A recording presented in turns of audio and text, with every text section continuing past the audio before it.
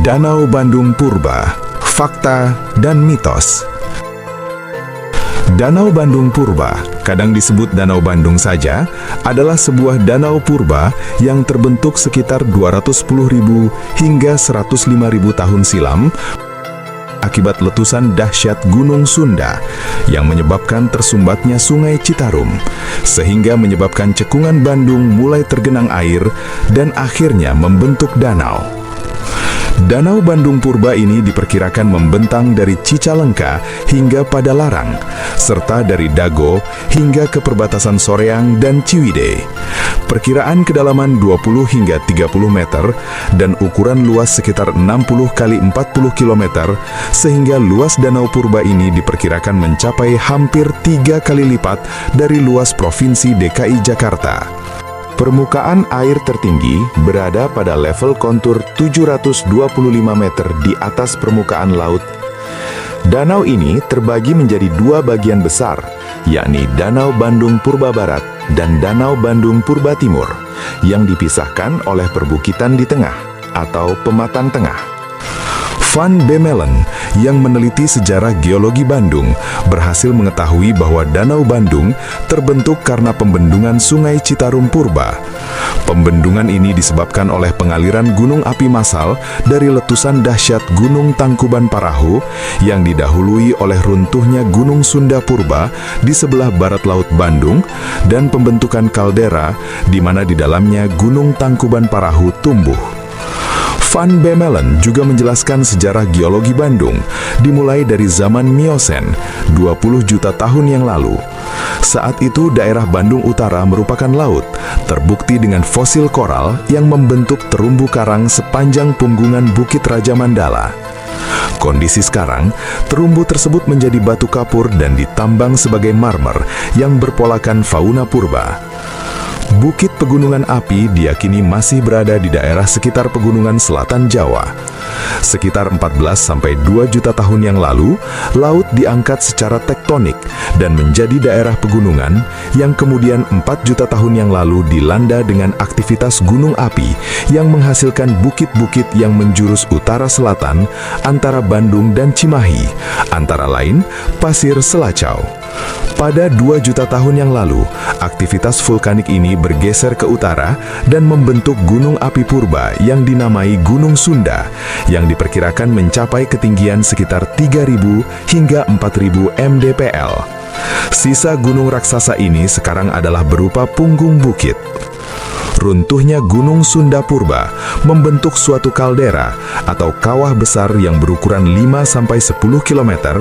Di tengahnya lahir Gunung Tangkuban Parahu, bersamaan pula dengan terjadinya patahan Lembang sampai Gunung Manglayang dan memisahkan dataran tinggi Lembang dari dataran rendah Bandung. Kejadian ini diperkirakan Van Bemmelen terjadi sekitar 11.000 tahun yang lalu. Erupsi kedua Gunung Sunda terjadi sekitar 6.000 tahun yang lalu, berupa suatu banjir abu panas yang melanda bagian utara Bandung, lereng Gunung Sunda Purba, sebelah barat Sungai Cikapundung, sampai sekitar Padalarang, Bandung Barat, Padalarang, di mana Sungai Citarum Purba mengalir keluar dataran tinggi Bandung. Banjir abu vulkanik ini menyebabkan terbendungnya Sungai Citarum Purba dan terbentuklah Danau Bandung. Danau Bandung Purba ini diperkirakan mulai mengering sekitar 16.000 tahun lalu akibat adanya gempa bumi dan longsor antara Curug Cukang Rahong dan Curug Halimun, sehingga memungkinkan air danau ini mengalir ke utara dan bertemu dengan aliran Sungai Cimeta. Terkurasnya air danau ini kemudian membuat cekungan Bandung menjadi rawa. Meski begitu, keberadaan Danau Purba ini dapat dipastikan dengan sejumlah bukti geologi yang ditemukan di sekitar Padalarang. Kedalaman rata-rata danau ini diperkirakan sekitar 20-30 meter. Meskipun danaunya sudah hilang, bukti keberadaan Danau Bandung Purba masih bisa ditemukan, antara lain: 1. Struktur dan tekstur tanah Bandung merupakan bekas dasar danau, di mana lapisan tanah di bawah kota ini didominasi oleh lempung lunak, yang menjelaskan mengapa beberapa wilayah di Bandung lebih rawan mengalami penurunan muka tanah atau banjir saat musim hujan. Sisa-sisa tersebut berubah menjadi rawa-rawa luas atau ranca yang kemudian mengering sepenuhnya dan menjadi daratan subur yang kita tempati sekarang. 2. Toponimi atau nama tempat. Banyak daerah di Bandung yang berawalan ranca atau rancasari yang berarti rawa atau situ aksan yang berarti danau. 3. Bukti geologi. Ditemukannya endapan lumpur hitam dan fosil hewan air, serta fosil gajah purba di sekitar Waduk Saguling, di dasar cekungan Bandung. 4. Legenda.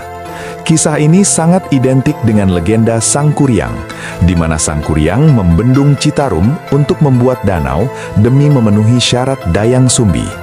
Secara sains, legenda ini dianggap sebagai memori kolektif masyarakat purba atas peristiwa geologi nyata zaman tersebut. Apakah pada zaman itu Bandung sudah dihuni? Pakar geologi dari ITB, Budi Bramantio, menjelaskan bahwa manusia purba atau manusia prasejarah di cekungan Bandung telah aktif berkegiatan sejak sebelum danau itu surut. Mereka diantaranya bepergian dari tempat-tempat yang jauh ke wilayah Kendan, Nagrek. Sebab di tempat ini ada keberlimpahan batu obsidian. Batu ini jika dipotong pada surut yang tepat akan menghasilkan potongan yang tajam, sehingga bisa dimanfaatkan sebagai alat pemotong berupa pisau atau alat berburu berupa mata panah. Batu ini juga tingkat kekerasannya tinggi. Alat-alat yang dipergunakan manusia purba itu ditemukan bersama dengan kerangka manusia purba di Goa Pawon di Padalarang, Kabupaten Bandung Barat. Menurut tuturan Budi Bramantio, batu yang ditemukan itu sama unsurnya dengan batu yang ada di Nagrek. Jika sobat semua ingin melihat sisa-sisa nyata dari danau ini di dunia nyata saat ini, beberapa tempat yang bisa dikunjungi adalah 1. Sang Hyang Tikoro dan Sang Hyang Kenit, tempat yang diyakini sebagai titik jebolnya bendungan alami yang membuat danau surut. 2. Gua Pawon dan Stone Garden, dulu merupakan tepian danau dan terumbu karang purba di mana manusia purba tinggal. 3. Watu Belah, formasi batuan yang menjadi bukti aktivitas vulkanik yang membendung sungai hingga membentuk danau. Demikian sobat semua, semoga bermanfaat. Jangan lupa subscribe, like, dan komentarnya, serta bunyikan lonceng agar sobat semua mendapatkan notifikasi video-video saya selanjutnya. Salam.